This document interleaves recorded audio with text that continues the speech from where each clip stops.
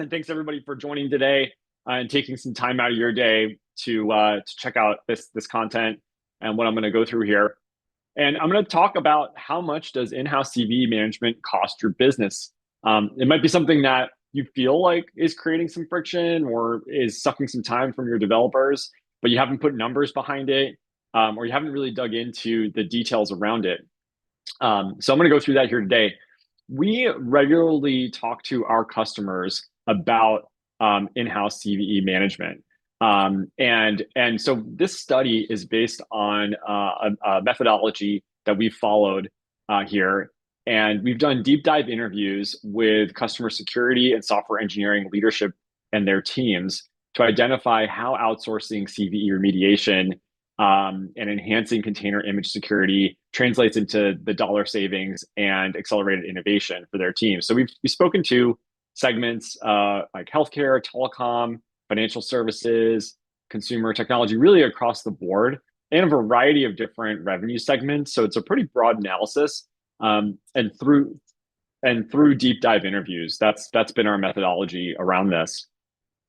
And the results are really interesting. So I want to divide this up into the decrease in costs, which is the actual time savings that you could see from the efforts around CVE management.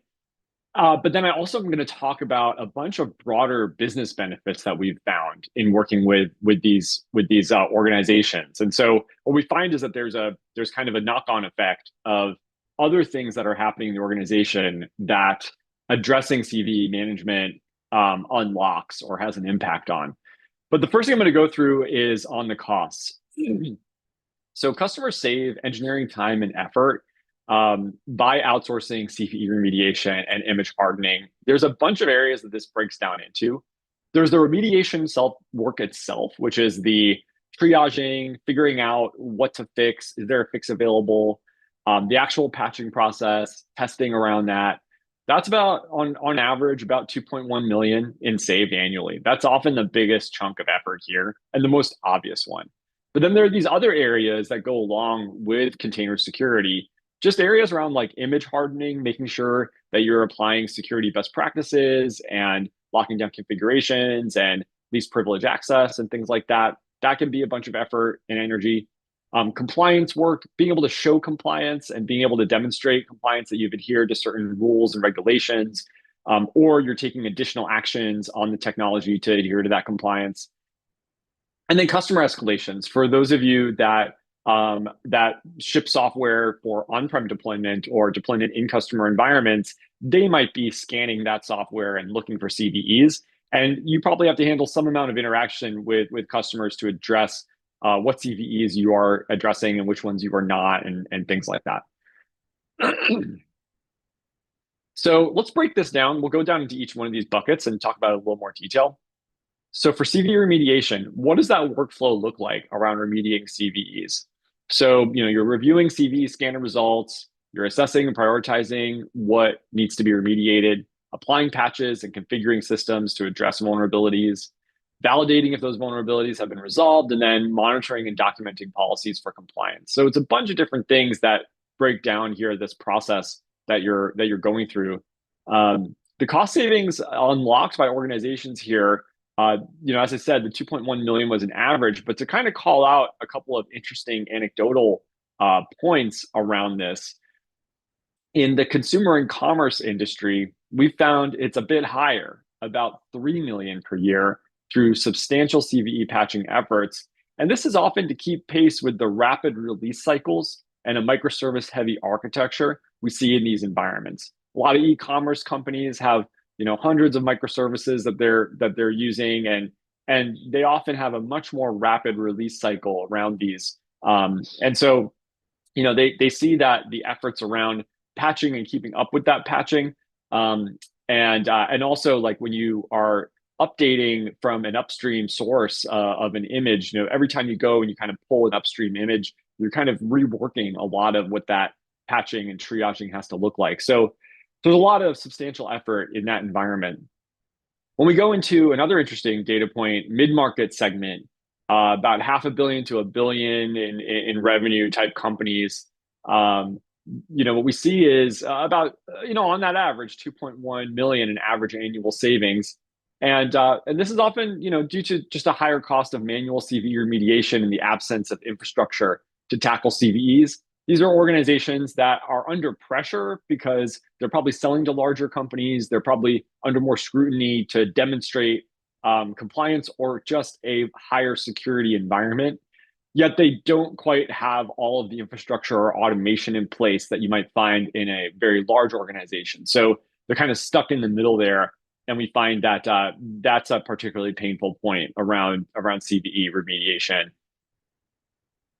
The next is around image hardening. So this is, sometimes an underlooked aspect of maintaining a secure, compliant image. But being able to first choose a purpose-built minimal image, removing all unnecessary packages, tools, and secrets. Making sure there's a secure by default type environment. Your code is running in a secure way.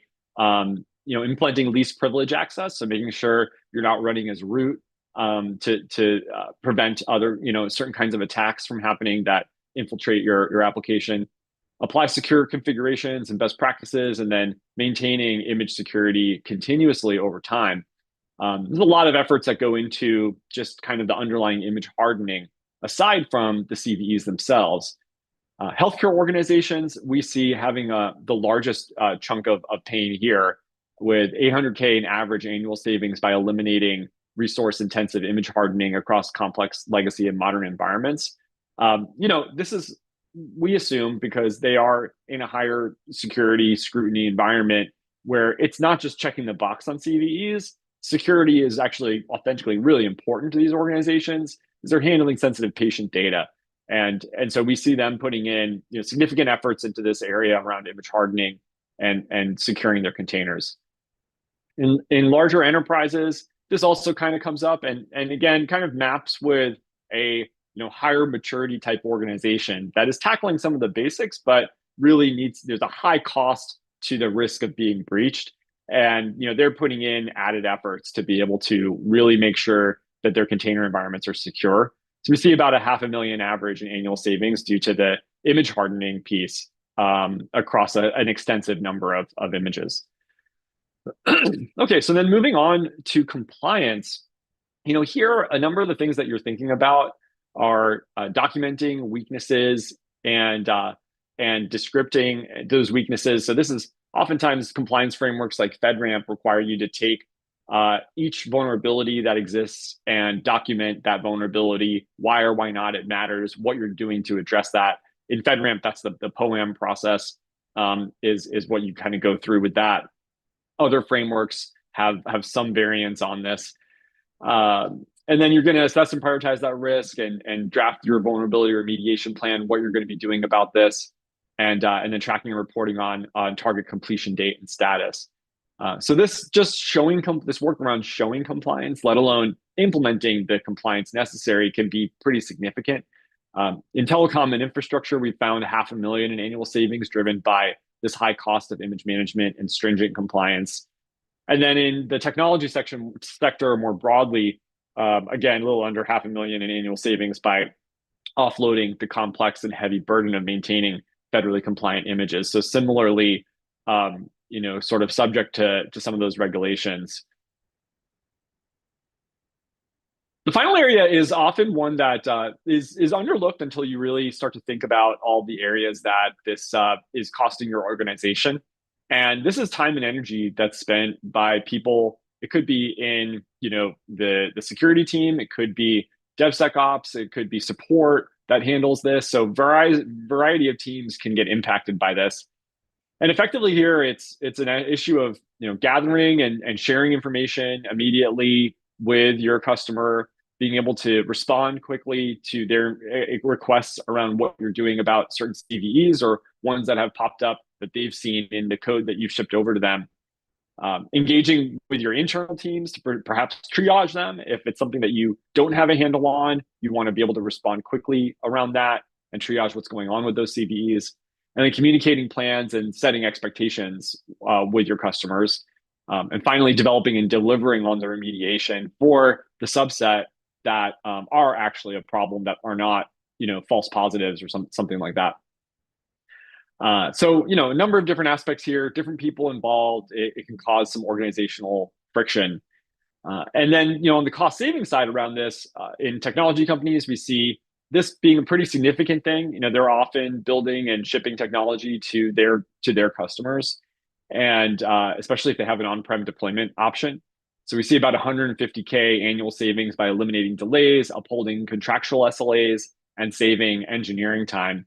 And it's really important if you're going to implement a solution for solving CVE management that you do it in a way that has as broad third-party compatibility as possible. Because if you're sending code and shipping something over to your customer, you don't know what kind of SCA tool they have, scanners, other security technology. You want to make sure that that image is able to be scanned and used by those customers for that transparency. And then in mid-market organizations, we see this at about 300, a little over 300,000 in annual average savings by preventing customer escalations and interruptions. So similar issues, and again, organizations that this is a costlier chunk to be able to do business in these kinds of environments where customers have more scrutiny over security. So that kind of wraps up those four main areas around costs. Let me now broaden the conversation a little bit. I'm going to talk about a few additional areas here that matter to organizations that you might not be thinking about, that drive broader business benefits. And we go into this in the research that we've done and in the paper that we've released. So the first is around decreasing risk. And so what this means basically today is that there's a risk gap in what you might be doing today to address CVEs, and sort of getting to a fully mitigated type picture where CVEs are very rapidly addressed and any gap is closed very quickly. And so, this ranges from organizations that are just not able to keep up with remediating CVEs, even maybe critical and high CVEs at all, where they're just always just outstanding and out there for potential exploitation. But then there's also organizations that are able to, remediate. However, there's a time lag. Maybe they're able to do that over a period of 30 days or 90 days or some amount of time, or they wait for the next major release of the distro that they're using. That could be 6 months to a year. And so there's a time lag of a period of time where they have these vulnerabilities and they are open to attack. And so you can calculate the risk associated with that as well. And so we find that really tackling CVE remediation in a holistic way, a complete way, in a comprehensive way is 15.6 million on average protected annually. And these numbers can get quite large as we look to broader business benefits. Increasing revenue, this is often because you're able to enter and compete in new security conscious markets. This might be something like being able to sell to the federal government with FedRAMP compliance, but it might also just be, as I've alluded to previously, it might just be that you are an organization now selling to large enterprises or selling to companies that are in regulated industries themselves, like healthcare organizations. And so, this is where being able to unlock that revenue, being able to simplify the security review process. If you've ever had customers that have given you a security questionnaire and have asked you to document how you handle certain security practices, really having a fully complete, comprehensive solution around CVE remediation and trusted containers can unlock revenue there and simplify your ability to go sell in those markets. And then faster innovation. So part of this is unlocking that developer time that we were just talking about in the cost savings, where engineers are spending less time patching and triaging and hardening. And so what could they be doing to innovate instead of that? But then there's intangibles here that go into faster innovation. How much do your dev cycles slow down because of additional security code reviews? Or how much do you account for switching costs? Of having a developer having to go and patch, handle a security task before going back to the feature that they were trying to work on and build. And so there's a certain amount of just productivity that gets sapped from the organization, having this tax of having all this security work to do. And so we find on average about 13 million unlocked annually in the ability to innovate and compete more effectively in the market with differentiating capabilities, or launch entirely new products and enter new markets with new products, with all that new innovative capacity. So let's talk through this one in a little bit more detail, around decreasing risk. This is reducing cost of a security breach outright. There's a remediation cost if you are breached, around fixing the problem, communicating what you did, and kind of handling that in terms of a crisis moment. There's a potential reduction in there's a potential customer churn that you could reduce as well by tackling this due to breach. Sometimes that can lead to customer churn with less trust in your product. And then we also look at reputational risk, which is something that a lot of risk management teams in larger enterprises will look at, due to a security breach. And this can often lead to potentially a decrease in stock price that impacts your cost of capital, your ability to raise money in public, in sort of publicly raise money and things like that. So we kind of look at that as well. In healthcare organizations, there's a high risk reduction, 39 million annually by reducing high risk of breach of highly sensitive medical data, with their strict HIPAA requirements. And in large enterprises, $25 million of risk reduced annually by safeguarding against customer churn and reputational damage due to data breach in large organizations. And please continue to, I see a questions coming in. Definitely enter your questions in. We're going to answer the questions at the end of the presentation. So feel free to use the interface to enter in your questions. Increased revenue. So with increased revenue, this breaks down into a few areas. There's selling to security conscious customer segments like federal institutions. There's entering new markets by demonstrating security posture. And there's eliminating delays in product release. So that one, which I kind of didn't, the first two I alluded to already a little bit. The third one is just like, are you ever blocking a release due to a security problem happening that is revenue facing, that you have customers dependent on that new feature or release coming out, or that new feature is going to make you competitive in the market. So we look at kind of all these aspects. And we find in healthcare organizations, again, they stand out again here with 7.2 million in annual increase in revenue. There's one customer in particular of ours that has unlocked 11.5 million by expanding into new markets and increasing deal sizes by demonstrating security.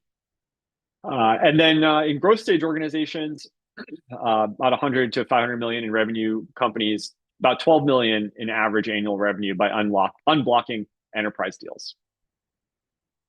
The next area, faster innovation, we look at both B2B and B2C ways of calculating this. This is how your business operates.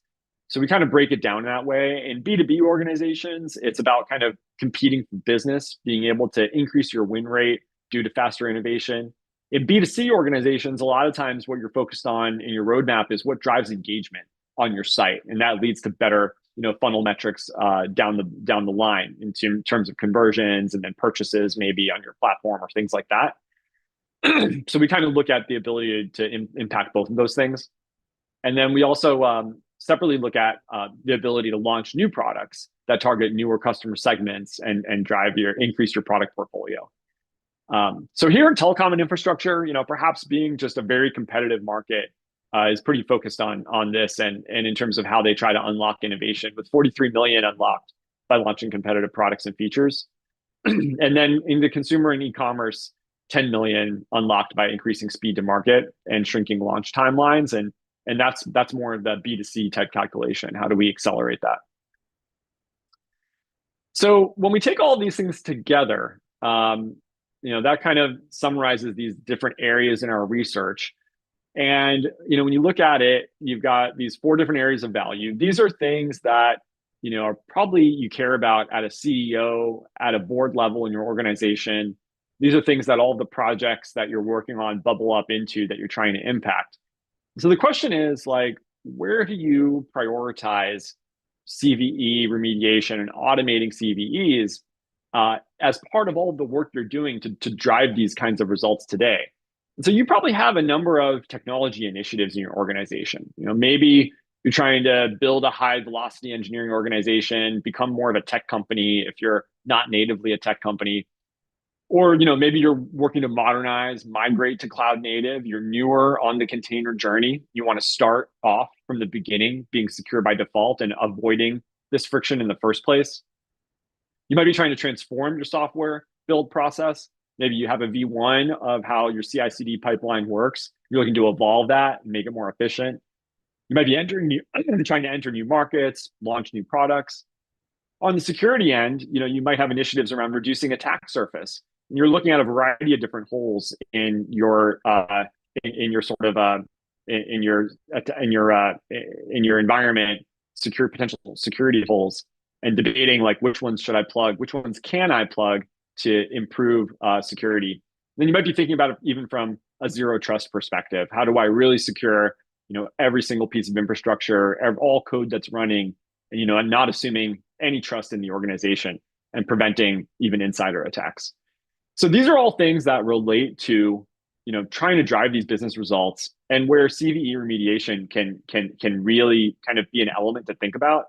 And then more specifically, you might have a specific project related to one of these initiatives that is being driven out of engineering or security where this could play into. And you might want to think about this as you're trying to drive these efficiencies or business benefits.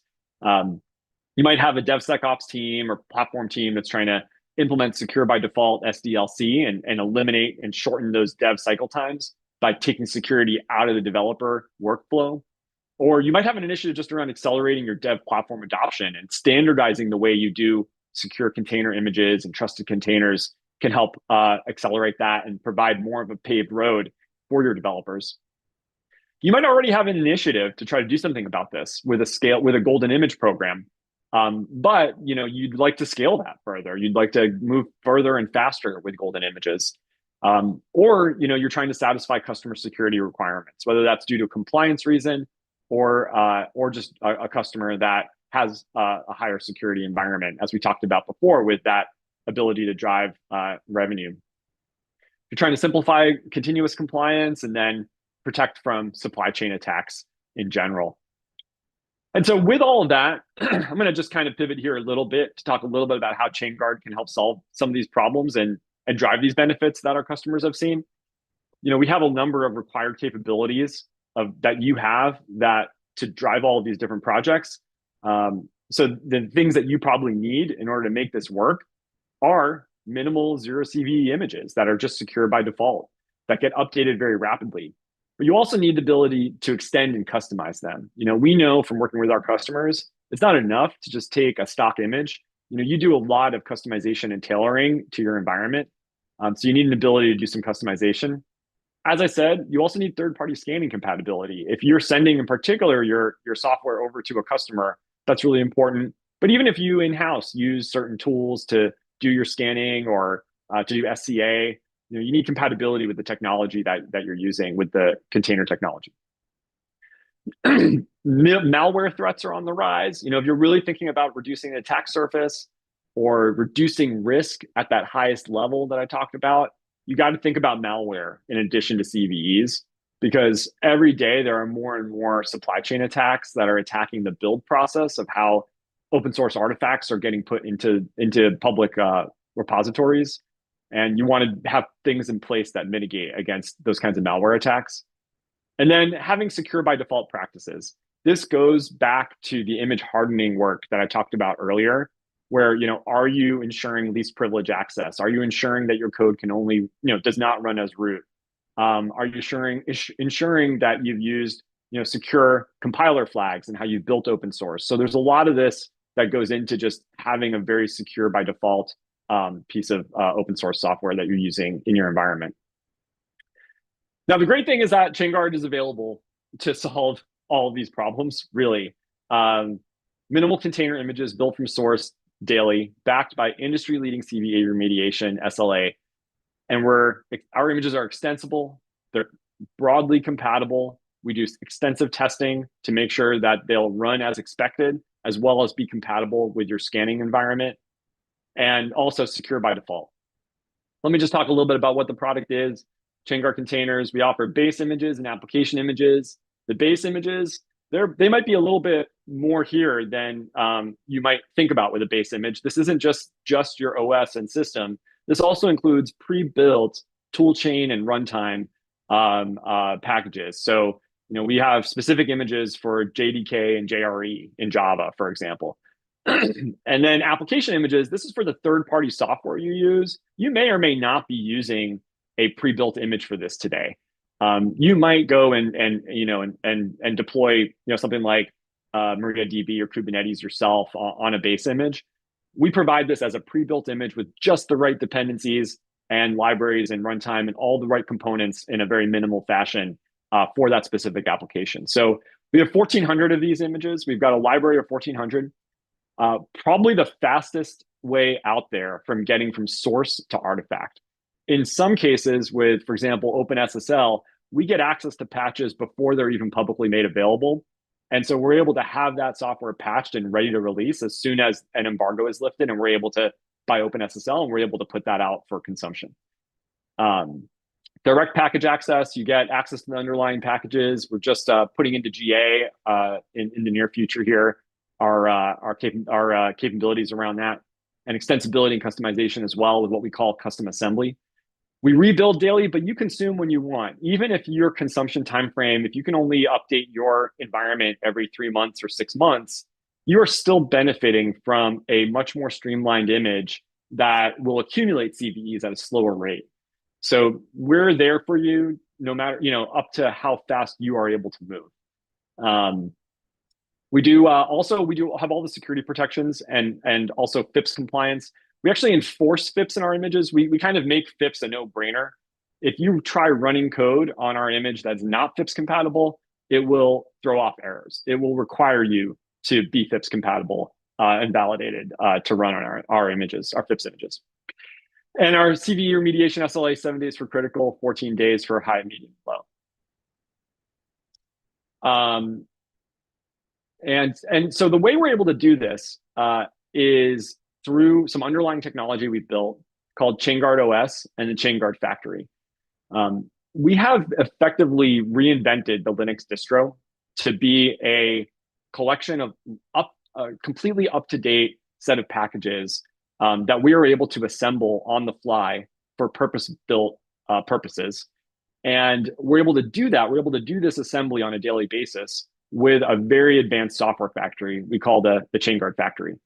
So we do daily builds from source. Every image is built from scratch. Every package is compiled from source code. We've actually even built our pipeline, our tool chain from source as well to ensure that nothing malicious has entered into the tool chain, and gives us complete control and provenance over everything that we're producing.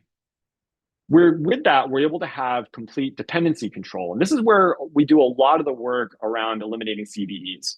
We can bump versions anywhere in the dependency tree, and we can optimize for minimal dependencies. And we build it from the ground up to ensure that we have full compatibility rather than trying to carve off pieces of code that you're not really sure how the end product is going to behave. We do this through a lot of cutting edge automation. We use bots and automation we've built, as well as increasingly some AI to do source code detection, CVE triage, and some of the dependency bumps. And we've automated rebuilds of over 10,000 OSS projects and the entire stack for our images. And then really importantly, we do very rigorous testing. So we do unit and acceptance testing. We often use the open source project test harnesses that come with these projects to test that the functionality is as expected. We've developed our own novel approaches here as well. This really ensures compatibility. So you can get started, excuse me, you can get started pretty quickly with Chainguard. You can move at your pace. You can get started probably with our application images in a few days. Migrate by just swapping into your Helm charts. And there's a few ways to do that, but that can be pretty quick. To start using the toolchain and runtime images, those base images for a few of your key languages, this might be a little bit more effort. We oftentimes find it within a few weeks because we've done a lot of the work to ensure compatibility. A lot of people, transparently will ask like, well, this is a new Linux distro. Is this going to be a pain? We're actually built on all of the standard libraries you'd expect. We use glibc, unlike something like Alpine that uses Musel. So we make it a lot easier to kind of move to Chainguard OS. And then, so a lot of times this might be updating Docker files. The other thing that comes up is we enforce not running as root. So you might have to update your app or do some massaging there to run your app on our image, but it's really to make it more secure. And then over the course of a few months, we can see organizations that are able to really standardize a golden image program. And just I'll leave you on the fact that we believe we are focused on being the safe source for open source.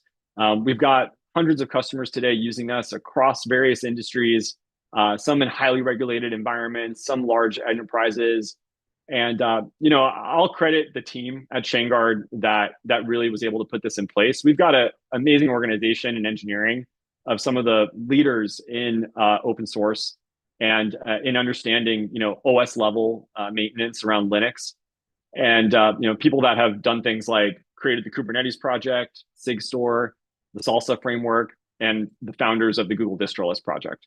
So this is how we're able to really do what we do and do it in a way that nobody else is able to. I'll switch over to Q&A now. I think we've got a few Q&A questions that have come in. Carla, if you want to jump back on, I don't know if you want to kind of talk through these. Yes, I see we did have some questions. Okay, so the first one, I think it was while you were discussing the outsourced CV remediation. It says, my question is probably not directly related to the meeting topic, but could you please shed some light on how this is going to be achieved, at least with an overall technology stack overview? We're talking about enforcing security on images, etc. What images are we referring to, and how is it working, at least on a high level?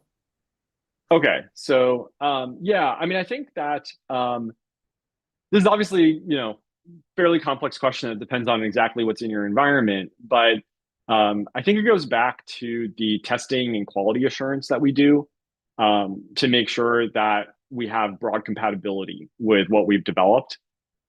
Again, we're not doing anything proprietary in these images. Like we are going to, when we've built Chainguard OS, we've gone to the upstream open source projects that are at the foundation of the very popular Linux distributions that are out there today.